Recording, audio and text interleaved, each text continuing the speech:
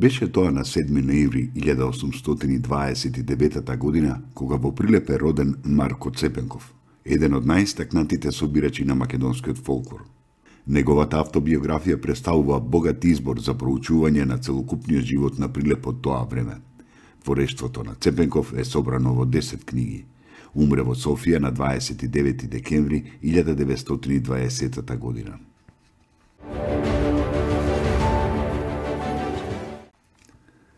На 7 ноември 1888 година во Штип е роден Панчо Михајлов, македонски револуционер, војвода, новинар и поет, книжевник и фолклорист.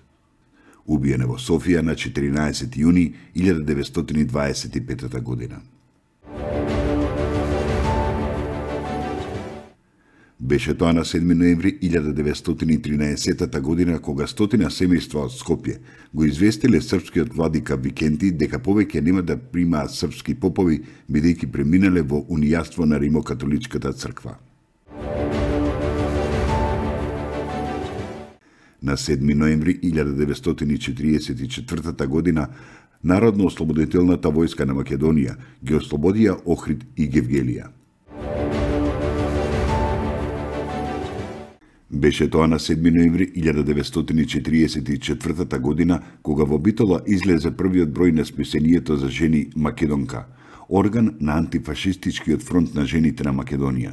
Од 1953 година излегуваше под наслов Просветена жена, а од 1991 како месечна ревија под името Жена.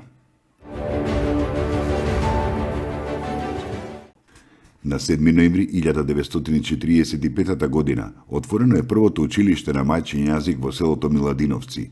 Први учители за изведување настава на македонски јазик били учителите Трифун Живков од село Стапар Војводина и Стојка Маткова од Новосело Штип.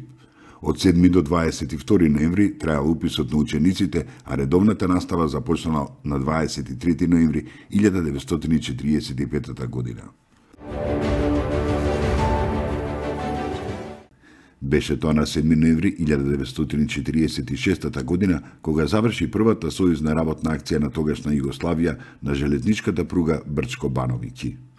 Со околу 70.000 учесници од целата земја и 2.000 од странство беше изградена за 190 дена пругата долга 90 километри.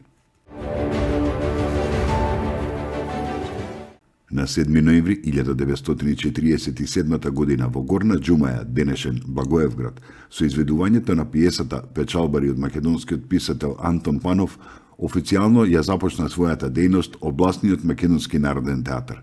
Тоа беше прв македонски професионален драмски ансамбл не само во споменатиот град, туку и во Пиринска Македонија. Театарот работеше на македонски литературен јазик. Беше тоа на 7 ноември 1995 година, кога во хотелот Мармора во Истанбул беше подпишан договор за формирање мешовит македонско-турски деловен совет. Советот е формиран со цел да ги разрешува сите пречки во трговската соработка меѓу Република Македонија и Република Турција. На 7 ноември 2004 година во Република Македонија се одржа неуспешен референдум за отфрлање на предложената територијална организација на државата. На 7 ноември 2020 година почина Панде Манојлов, македонски поет, раскажувач и новинар.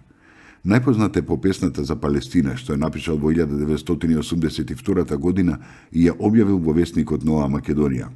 Оваа песна во август 2006 година во радиото Монте Карло во емисијата за арапски јазик била прогласена за најубава странска песна посветена на Палестина. Манојлов е роден на 2 мај 1948 година во село Породин Битолско.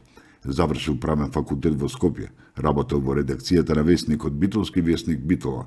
Бил член на Друштвото на писателите на Македонија од 1989 година.